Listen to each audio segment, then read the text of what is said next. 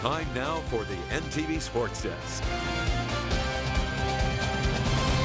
I'm here to keep this volleyball train going. District finals took place across Nebraska this afternoon. Teams all over looking to punch a ticket to Lincoln for states. Northwest taking on Gretna East, and no issues early on. Hayden Hart playing with heart. Match high 15 kills for the Oral Roberts commit. Griffin's got another 12 kills from Maddie Schnell. Junior bringing the heat on a chilly Saturday morning. Look out. Vikings not going away just yet, though. The kind of stop caught, opting for the precision over the power.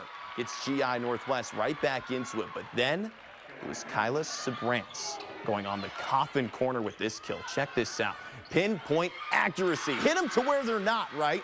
Brings the Vikings within 2, but Nia pops off for the Griffins today. Dishes out with 35 assists, had 8 kills as well. Griffins sink the Vikings in 4. Gretna East heading to Lincoln for the first time ever, winning in 4 sets. On to C1. Carney Catholic hosting West Point Beamer. Snapchat works, but trip to state sounds a little bit better. Margaret Harburg as dominant as her brother today. Heidrich threw for 2 tutties. Margaret had over 10 kills, one of them in the first set. Stars take set 1, 25-18.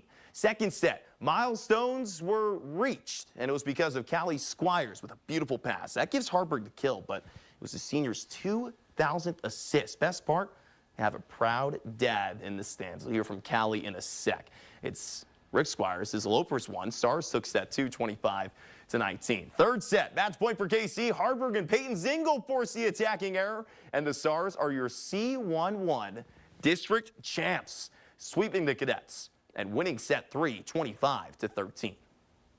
I think for us, like, one of our big things was our defense and serve receive, and so really excited about the level that we're playing at right now, and we just hope that that continues down the road. It's always a setter's dream to reach maybe 1,000 assists, and 2,000 is a huge milestone, but I definitely couldn't do it without my teammates and my hitters, because you can't get an assist without your kill. So I appreciate my hitters and my teammates, so I couldn't have done it without them.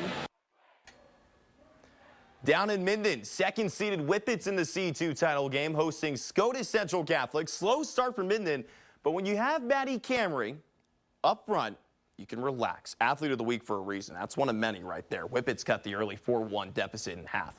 Mila Emery completes the 1-2 punch. Camry sets, Emery finishes, helps keeps Minden have a foot on the gas. That makes it 15-9 Whippets. And Shamrock, they weren't going away just yet. Not 1, but 2 blocks here from Larkin Mahoney and Joanna Rusher.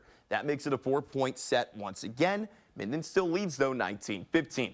But speaking of Minden, all Whippets today. Kinsey Land finds the hardwood off the Camry pass, and Minden wins set 1, 25-17. Would go on to sweep as well. The Whippets are Lincoln bound. Now to the 5-12 matchup. GICC hosting Wahoo. This one was a tight one. Warriors gave the Crusaders a run for their money. First set tied at 9 until one of the best setters in Class C toes the line. Kinley Kearns with the ace. Had a couple of those in the opening sets. Maggie Herbeck had the same thing, but in the kills category. Off the deflection there, GICC takes set 1, 25-22. You've heard that one before. Hint, hint, Tuesday night. Second set, all Wahoo because it was long points in set number 2. It was Jocelyn Larson that draws the tip here, and it leads to a GICC timeout. Back-to-back timeouts, that is. The Warriors kept their foot on the gas thanks to this set-point dagger from McKenna Smith. Jump in at finesse. Double-digit kills for the junior. GICC would come out with a 5-set thriller victory, though, winning that 5th set 15-13. Now over to D2. Juanita Lutheran looking for the upset. Juanita Palisade, I should say, because it's going to be tough, though, when you have Overton, the 2 seed on the other side. First set point. Jolie Ryan, sensational in the middle. Puts them out of sorts. Overton wins set 1, 25-9. Set 2, how about Gracie Goings? The libero getting up from the kill from the back line. That would tie things up at 4, but the Eagles are so good. Too good, some would say. Overton up 11-7, but get out of Daisy Ryan's way. Kills like that helped Overton get out the brooms. It's a sweep. Eagles take down Juanita Palisade 3-0. 7-10 clash. SCM went full throttle. Picked it up third set. Mustangs up 12-9. All around stuff here. Jocelyn Hoos with the dig. Then Tareth Arbuthnot with the finish. SCM goes up 4, 12 points away from States. couple points later, Nebraska Christian with the response. Sheridan Falk gets the kill. How about the southpaw?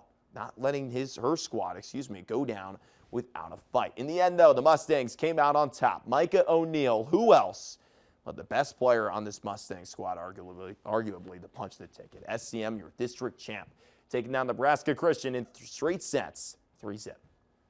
I told the girls, I said, when we make it, I said, let's not go down there and just be one and done. Don't be satisfied with just making it.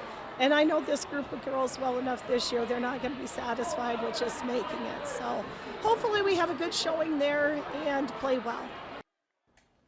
Big shouts to the Mustangs on their way to Lincoln. And it was all about district volleyball this weekend. We know this. We've been talking about it. But it's only right to follow up with the bracket reveal. Brackets came out late on Saturday night. That means teams have learned who they will meet come Wednesday or Thursday, depending on their class. Classes A, B, and C1 all begin on Wednesday. Let's start with Class A. Grand Island back for the first time in 10 years. Shout out to the Islanders, the 5 seed hosting Omaha West Side. Isles win that. They play Papillion La Vista or Papillion La Vista South in the semis. That takes place on Friday. To Class B, Norris is the 1 seed and will play Scottsbluff on Wednesday morning at 9 a.m. Yeah, rise and shine. Get your Wheaties or Lucky Charms. I'm a big Lucky Charms guy. Captain Crunch, one of those two. Either way, Bennington, Gretna East, the 4-5 clash. Elkhorn North and Seward, the 2-7. Scott Catholic and Waverly is your 3-6 matchup. Lots of C1 teams to keep an eye on. This is where the Central Nebraska folks are like, yeah, let's go, and rightfully so, because you got Carney Catholic as the top seed, playing Syracuse on Wednesday at 1.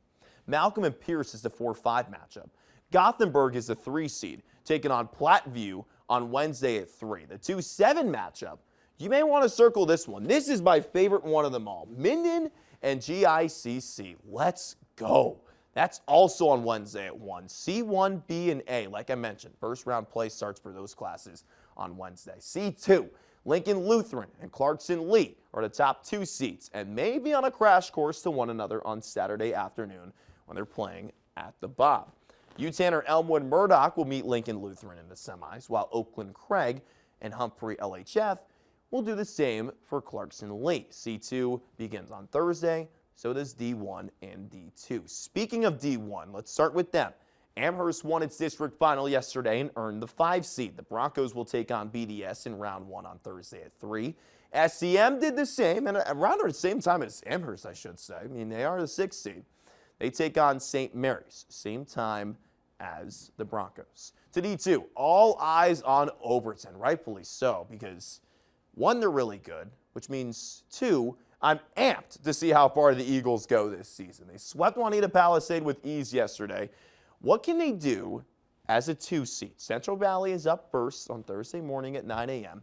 Cambridge is the top seed in the D2 bracket. First round and semifinal matches will be played at Pinnacle Bank Arena, while the championships on Saturday will be at the Devaney Center